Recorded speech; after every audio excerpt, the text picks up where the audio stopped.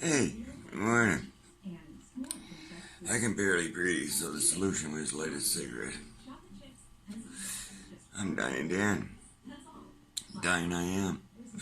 Believe me, I feel it today, boys. I don't know. Guess I must have screwed something up yesterday. Had a mini heart attack or something. That day he got to me, I thought it was just heat stroke, but I haven't been well since.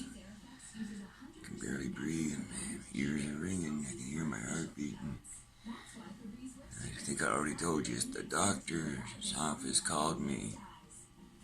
The doctor was there to tell me he had my test results and he would call me next Friday to give me the test results. Yeah. Yeah. That's logic in Ontario.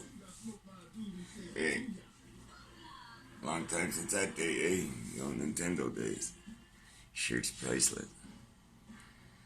Yeah, I'm worried now. I'm not worried. I mean, we all know this was coming, but they might be right, eh? Want me kicking it, I don't know.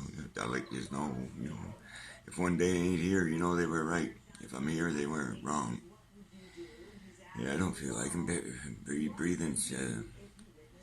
Like, actually, if it gets any worse, I might have to go to the hospital. I'm having a very hard time breathing today. But I can get my cigarette in me. I have to use the ashtray to hold my phone up. Stubborn, I'm stupid, eh? Still smoking. But even the doctor said, what's the sense of quitting now? After 53 years, what's the sense of quitting?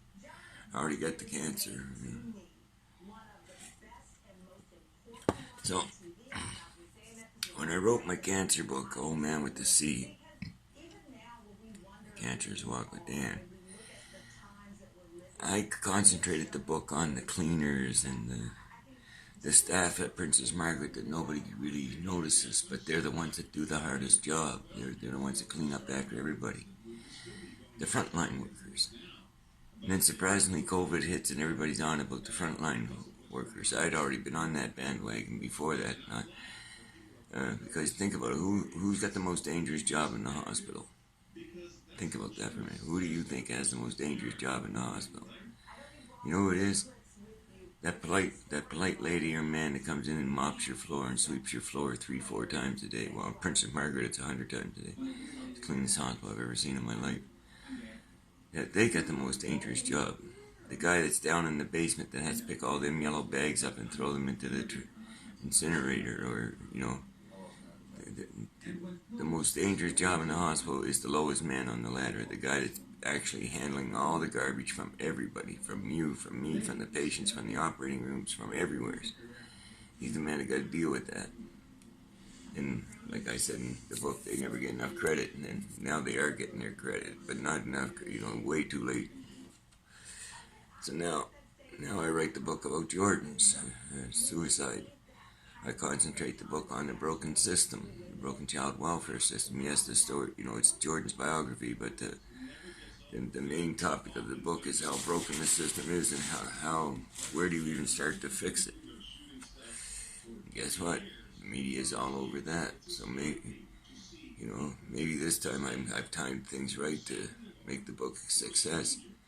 I won't make no money off it. All the money from this book will be going to suicide prevention. Same as the cancer book, all the money goes to Princess Margaret. I didn't write my son's life story to make money off him. I wrote my son's life story to show how the system failed him. I failed him as a father. Society failed him as a whole. His life was just one person after another failing him. God, I can't breathe, man. Not always failing on purpose. Sometimes things just go bad, Jordan fell through every crack there was, and the ones that he couldn't fall through, they pushed him through. But he's the poster boy for what happens in a broken system, and when they age out, the aging out has got us, they shouldn't be allowed to just dump these kids on the street with a check and say, okay, you're an adult now. They shouldn't be able to do that. They're not supposed to be doing that. But there is no system per se. It's a conglomerate of agencies trying to work together, without a central logistics, I guess is the word I'm looking for. You get the Children's Aid, Catholic Children's Aid, Jewish Children's. You get all these different aids. You get all these different social agencies. They do try to work together, but it's just chaos. You know, I was involved in the system, including Randy, for 30 years. I dealt with them people, and it never changed in 30 years. Never. Never got better, never got worse. It just stayed the way it was, broken. And it cost my son his life. They had no idea. He had no idea when they released him. I wish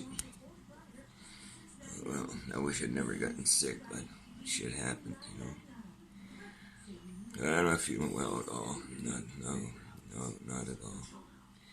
Gotta get positive, though. I'm still smiling. I got a very dear family friend's gonna be the first to read the book and review it. I want her to write the introduction.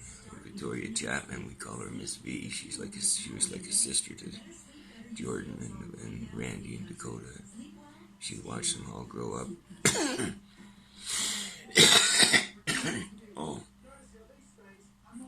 Sorry. She's the one to get my Lighthouse label. She was the first one to notice that I was getting premonitions and stuff. Long story there too, but so Bubba's story's gonna be out there. I checked today and see if anybody wants to send me any testimonials they want to put in, because I'm wrapping it up tonight or tomorrow night. I gotta get it. Sooner I get it published, the better it is, because especially with the media being on the same topic, and it might get noticed. I'm gonna send a copy to all the news outlets anyway. And, I think I did a pretty good job honoring his life. Not honoring his life, but showing his life. There's nothing there to honor. A lot of tragedy there. What can you say? You know, hardest book I ever wrote. I hope I never have to write another one like that. Wouldn't be able to do it. So, anyways, I'm dying, Dan. I'm not feeling so good, so I'm gonna have a couple more cigarettes and a couple more coffees. Damage my body some more, hack and cough, and I don't know, watch something. Guess I could write it. I started the second book in the That's My Good Eye Jimmy series. This one's called Can You Hear Me Now? Anyways, with that said, peace, love, and hippie dope. Pray it forward, people. Pray it forward.